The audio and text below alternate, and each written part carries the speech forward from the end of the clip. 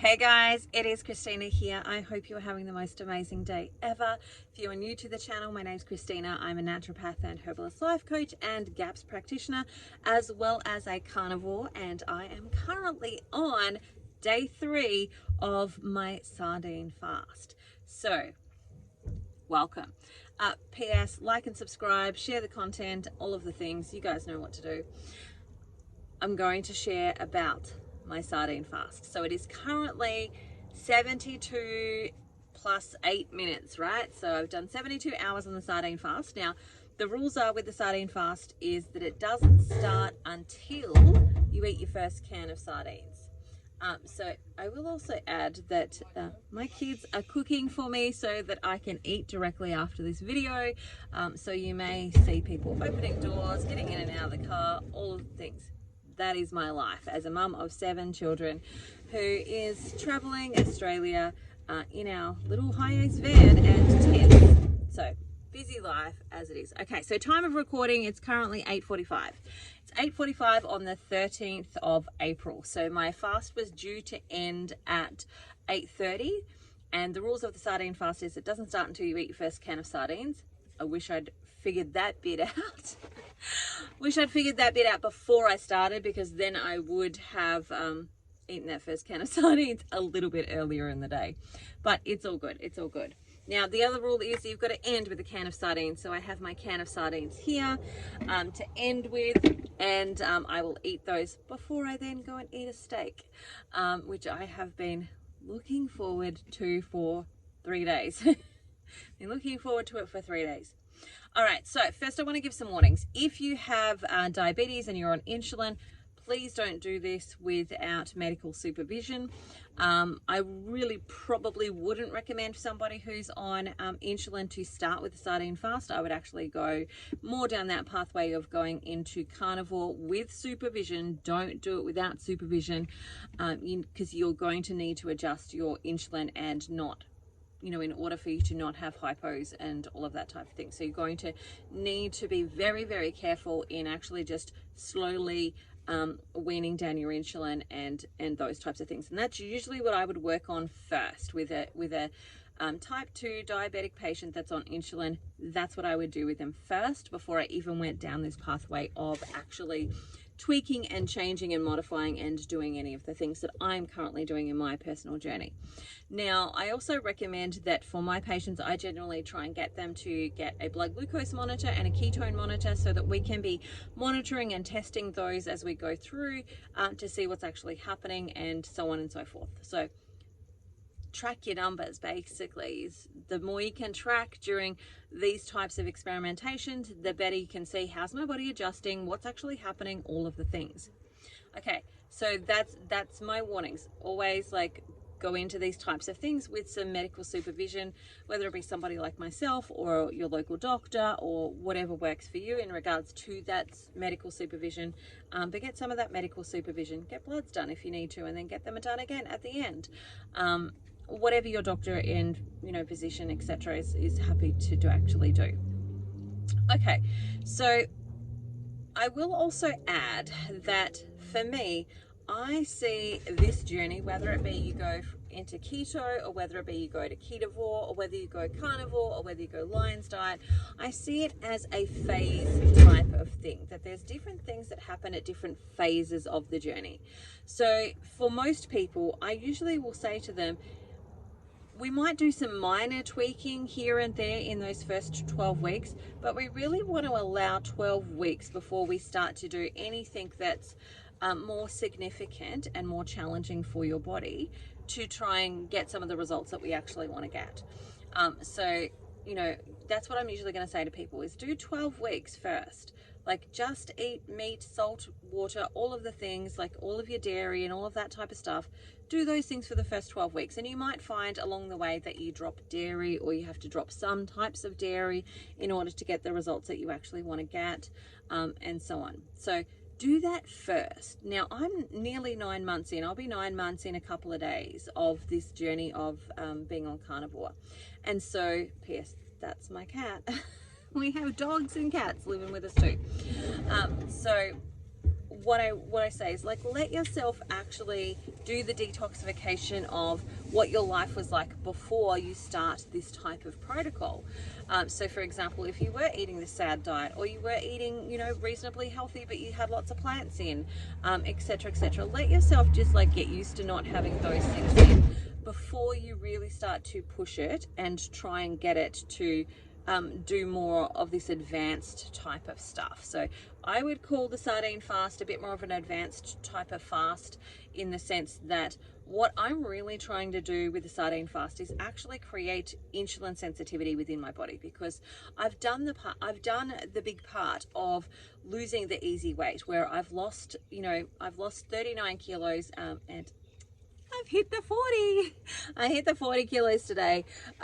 So I've done that part where I've lost that big chunk of weight, and now I've reached the part where my body's starting to stall, and that stall is more to do with insulin resistance. And so what I'm trying to do with doing the sardine fast is actually make my body more insulin sensitive. That's the word that I'm looking for. More insulin sensitive. And so essentially, by doing this type of fast, because I'm feeding my body, I'm not starving, so I'm not doing like a 72-hour no food fast, I'm not doing a water fast, I'm doing an eating fast where I'm eating a specific food, and the food is sardines. Now, the reason that I want those sardines is that the small chain triglycerides and the medium chain triglycerides, they bypass some of the digestive function, in the sense of, like, normally when you're eating fat and there's like long chain fatty acids, there's saturated fats, there's all of those, they go through this pathway where the liver releases bile, the bile helps to break down the fats go into the lymphatic system, and they then, you know, do their process from there. Those small chain and medium chain triglycerides bypass that digestive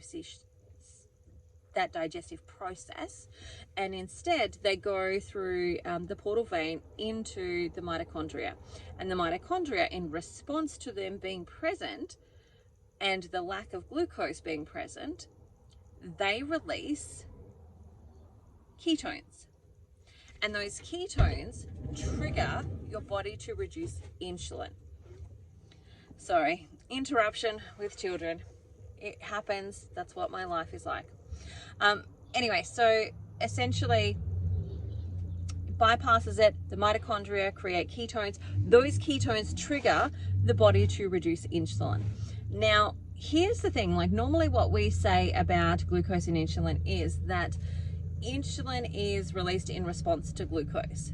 But what if it's not? Like, what if your metabolic system has got so out of balance that your body is now releasing glucose in response to insulin? What if that's what's actually happening?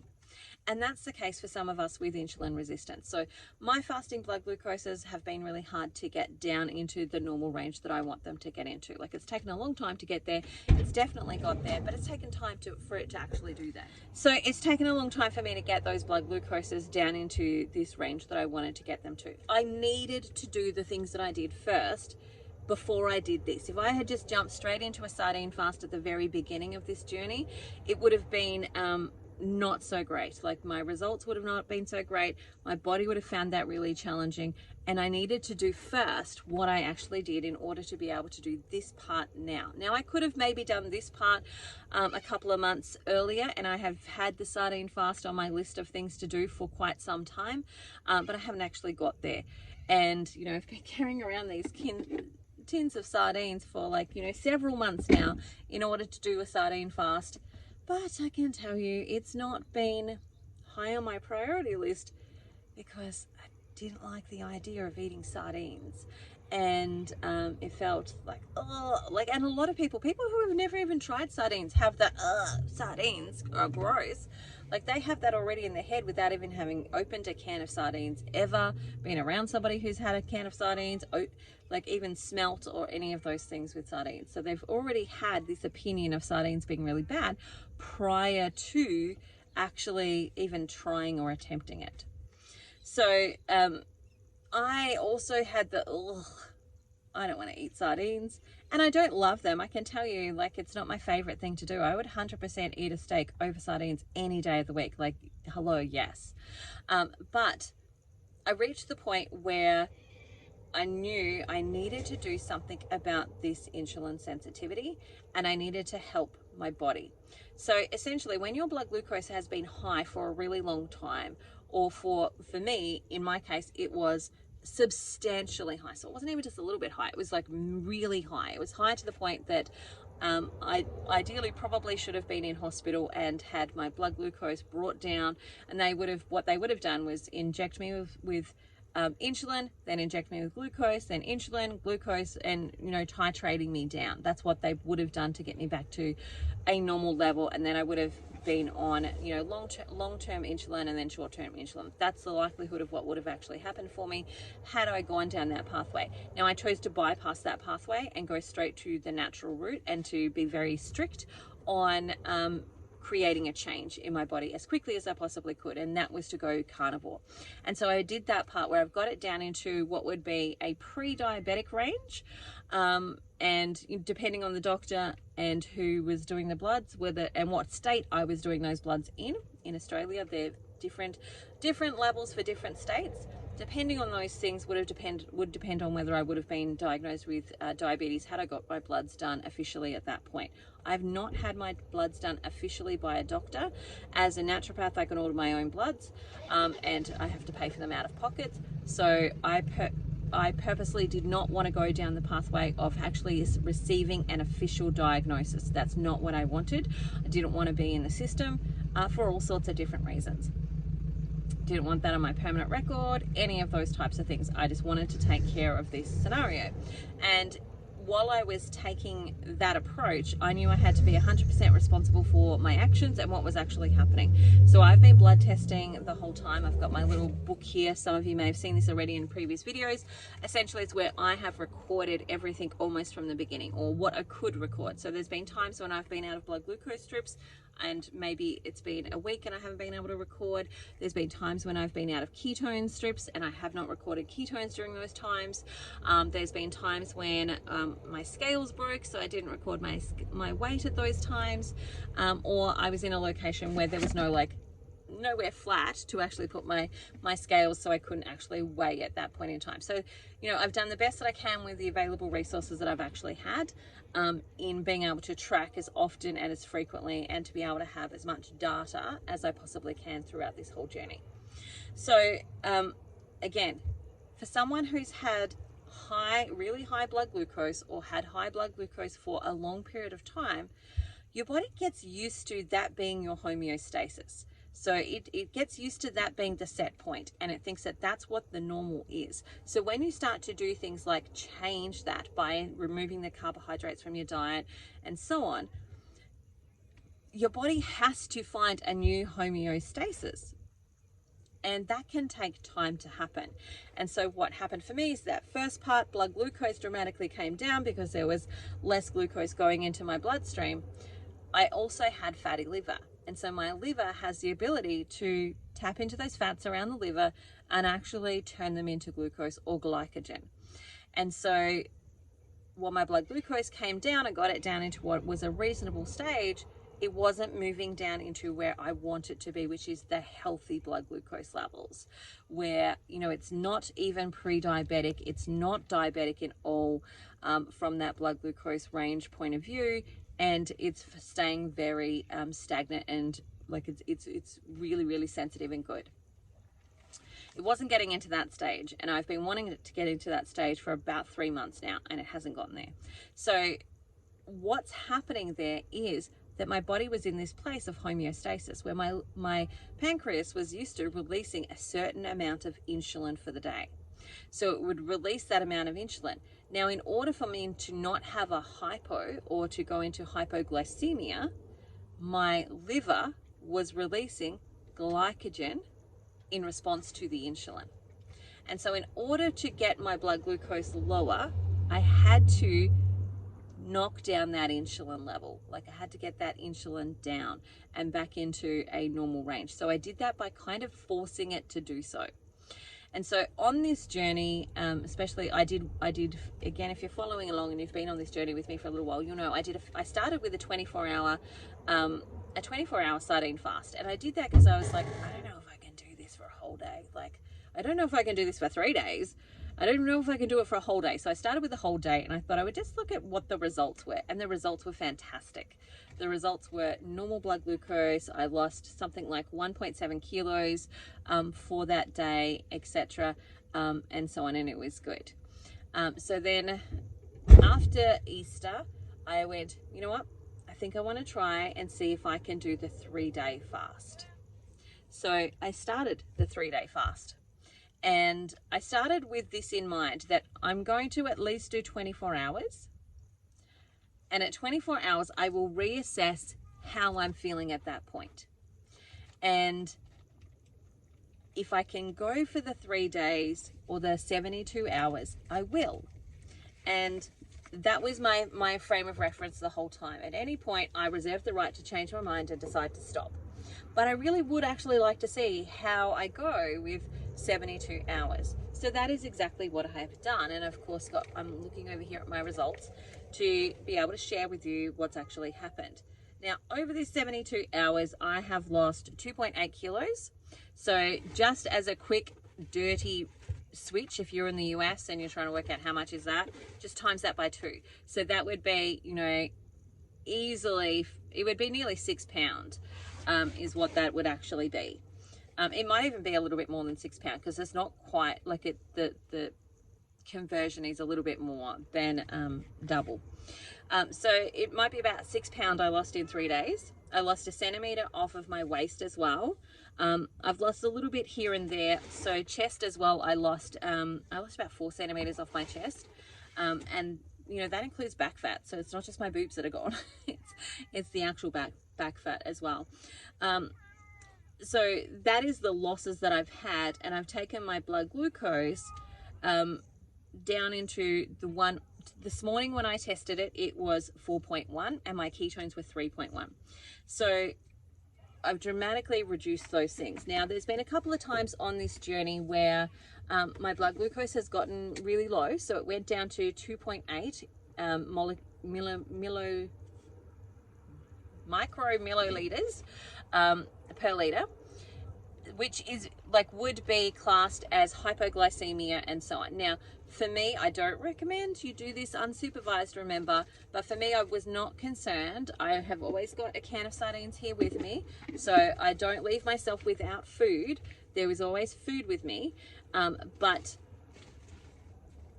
in that moment, I was not symptomatic. And I've had hypos before when I had gestational diabetes with one of my babies that I used insulin for. So I've had hypos before. I know what that feels like. You feel clammy, sweaty, really foggy. You can get shaky, all of those types of things, dizzy, etc. I did not have any of those symptoms. Had I had any of those symptoms at the time that I took the blood glucose, I would have eaten sardines straight away. I would have just cracked the can open and started eating them. I didn't have any of those symptoms, so I did not do that. I just waited it out. And within about half an hour, my blood glucose had come back up to around 3.2. And then it continued to come up a little bit, and shortly after that, I did end up actually eating. But what was actually happening there was my insulin and my glucose was dropping. So there wasn't glucose there. My insulin had to back off in order for me to not go into hypoglycemia. And my ketones were also being released. So I was being fed off of the fat stores in my body because my ketones were being released.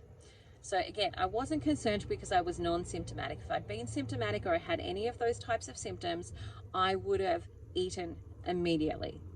And I would have let my husband know, hey, you just got to come watch me for the next 10, 20 minutes or half an hour and check in to make sure that I'm all good. Now, that didn't happen. So I didn't do that. Okay, so one of the things that I wanted to do while I am on with you sharing this video is that I actually want to test my blood glucose and my ketones with you in this video. Just so that you can check what they are. I don't know if you guys can hear my cat meowing. She really wants to get out. She can see the kids outside and she wants to get out and go for a walk. So she's meowing. Anyway, so I'm checking my blood glucose. Ooh. Okay, let's see what that is. Now my monitor, I usually have 2 monitors going. I don't have them available at the moment, so I've just got one. So my blood glucose at the moment is, I don't know, can we see that? It's 3.8. So if you're in the US, there's some really great little conversions, but just think about it. Probably the easiest way to think about it without going and looking at a chart is to think about it as like your A1C. So 3.8. Now let's test ketones.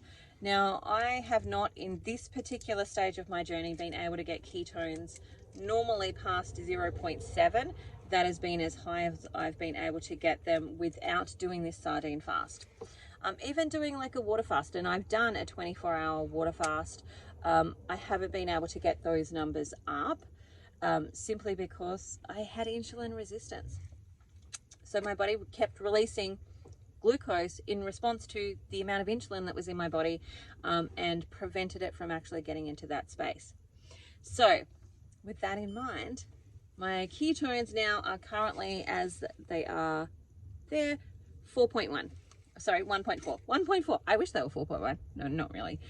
It would be a waste to be really over 3. It doesn't really matter. But 1.4. So that means that right now my body is tapping into its fat stores to actually feed itself and to keep it going. So those are my live, essentially, blood tests before I actually eat again. Okay, so things that I want to say is, if you are starting this and you're wanting to give it a try, get tons of different types of sardines. Like, I like the ones in spring water because I don't want the seed oils. Now you may choose something different because you're keto and it doesn't bother you to have it in olive oil or other types of oils. You may also choose to do spring water as well. Now I have learnt that the first day I can do dirty. I can just like eat the can and not have anything else and I'm okay. But it is the second and third day that it starts to like get really, And so I have found that by adding some salt and some lemon juice, that's been helpful. I've found adding a little bit of Tabasco sauce last night, I added to some sardines. That was helpful. Adding salt was helpful. Apple cider vinegar was another thing that was actually helpful in actually consuming those sardines too. So there's a couple of little tips there. Sorry, I'm dropping all my stuff. I can hear my cat tapping on something. Yeah, so I found those things helpful in actually consuming them. I did also find that the Life app is the one that I use for when I do fast. It's like, you'll see that at the beginning of this video. You'll see it, I'll do it again at the end of the video before I'm about to eat my last can of sardines. I will do that again then. I found that really helpful to track how many hours, because I really want to not just do 3 days, I want to do 72 hours from the first can of sardines to the last can of sardines, and track that data. I find that really helpful. It also has some little like things along the way that kind of talk about, you know, when you've reached this point, this is what's happening, etc., etc., which is kind of like really encouraging, especially because the sardine fast is not a non-food fast, it is an eating fast, but it is achieving some of the goals that you're actually wanting to achieve with autophagy, etc., etc., that you would be achieving if you had a healthy metabolic system and were doing a water fast, for example. So the same things still apply. So I find those little things encouraging and they kind of excite me. Like right now, I know that I'm over the 72 hours, and at 72 hours, your body starts to break down waste product from old immune cells, and you know, is going to then create healthier ones, which is exactly what I want it to be doing. So I find that app really helpful. I did also find my support group really helpful. I tapped in there. If you were one of my members in my support group, you would know that on day 2 it was my son's birthday, and he's kind of been going along this journey with me in regards to he's getting a little bit more strict with himself in Carnivore, and he had Easter off and his birthday off, and even then he was still pretty mindful about how much of the food that he ate. Sorry, sneezing episode. There's one of my dogs as well. Looking cute.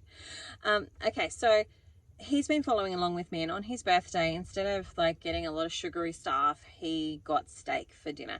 And I was like, oh my God, I so want one of these steaks with butter and all of the things. And I actually sat in the car and I did some work, and then by the time I went in, they'd pretty much finished those types of things. And you know, I got through that. But I leaned into my support group and I go, this is day 2, this is really hard, I really want to eat the steak, but I am resisting it. I also did things like, oh, I love sardines. Like, that's every time I eat sardines, I'm like, oh my gosh, delicious sardines. I get to eat sardines. And essentially, you know, convince my neurology that I like these sardines, because I do like the results. I do like what they're actually doing for me. And so that is that. I was using some of that neuro-linguistic training that I have to help convince myself that sardines are the way to go. And so, yes, that was a challenging day. I think the second day is always the hardest, because day 1, you can do anything for a day, right? You could do anything for a day, or almost anything for a day. But it's day 2 where you still got like so much ahead of you that it's hard. It's at the end of day 2 or the beginning of day 3 that it gets easy, because it's like one more day. I've done most of the work already. I've just got one more day to go. And so that's when it actually gets easy. It's day 2 that it is the hardest part. And that's where I leaned into my support group, and I'm like, oh my God, this is how I'm feeling. I'm resisting. I'm not doing it. And, you know, they of course encouraged me, keep going, you can do this. And that's where a support group can be really, really helpful and handy. And I will leave the link below for my support group if you want to come and join me in that. So day 2 is the hardest, but also seeing the results. So day 1, I've got it written down. I think day 1 I lost 600 grams. So day 1 I lost 600 grams. So the very first time I did a sardine fast, I lost 1.4 grams, kilos. And then the second time, the first day I lost 600 grams. The next day I lost 1.7. And then today I lost 700 grams. So it works out to be 208 kilos. Sorry, 208. Oh my gosh, brain. 2.8 kilos of weight in those 3 days. Now, I'm also doing the Dr. Boz ratio, which is like looking at the ratio between my blood glucose and my insulin to see if I'm in autophagy. And the ratio for me was 56 this morning. Now that's gone from 56 into just below 40, and it's kind of ranged through those numbers throughout the whole process, which again is exactly what I want it to do, in the sense of like under 40 we're really doing a lot of deep cleaning at that point, and that's what we want. That's what I particularly want to be doing. And if you're wanting to know more information about this, I am hosting a webinar on this topic in a couple of weeks, which is called the bloods of weight loss. So I'll be talking about autophagy, insulin, blood glucose, thyroid, adrenals, all of that type of stuff. I'm going to be talking about all of those things. So if you want a more in-depth conversation about those, feel free to join that. The replay will definitely be available as well. Leave me a comment if you want me to give you that information, because I'll pass that on to you. All right, so I'm really happy with the results.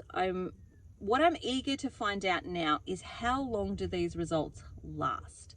So how long will my blood glucose continue to stay the way that it is? Will it maintain? Like, will this be it now? Like, have I fully knocked insulin resistance on the head?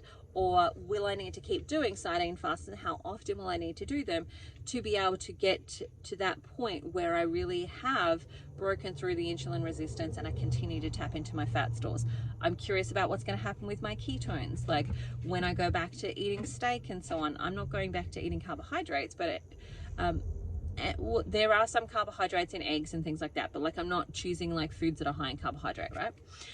So what will happen there with my ketones? Will I stay in ketosis now? Am I done? Is this good? And I will update you on how that actually goes as well. So I think the video is probably pretty long now. If you do have any specific questions, let me know. I would love to answer them for you. But again, remember, if you're insulin diabetic, don't do this like right now. If you have got any metabolic issues, please do it under supervision. Have somebody watch you, whether it be me or somebody else that's actually watching you, and take some of those warnings that this is not what I recommend people start out with. I usually recommend that people don't start any of these things until they've passed 12 weeks of carnivore first, so that we've gotten rid of a lot of that inflammation. We've done some of the tweaking that needs to happen when it comes to electrolytes and fat and all of that type of stuff.